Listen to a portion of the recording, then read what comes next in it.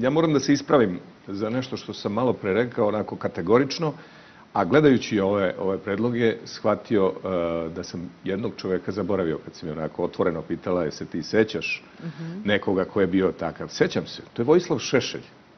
To je čovek koji je od ranih 90-ih, verovatno i ranije, ali od tad ga pamtimo, jer je od tad krenuo prenos Skupštine.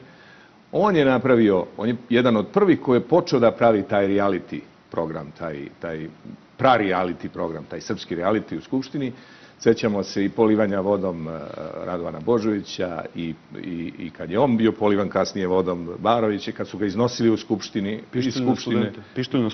Pištolj na studente, prećenje i tako dalje. Dakle, svo to, ti prapočetci tog ponašanja političkog, a propraćeni medijima, su vezani za Vojislava Šešelja. Dakle, moguće je da je sve ovo ispod njegovog šinjela polako se počelo da se pojavlja. Ali da li je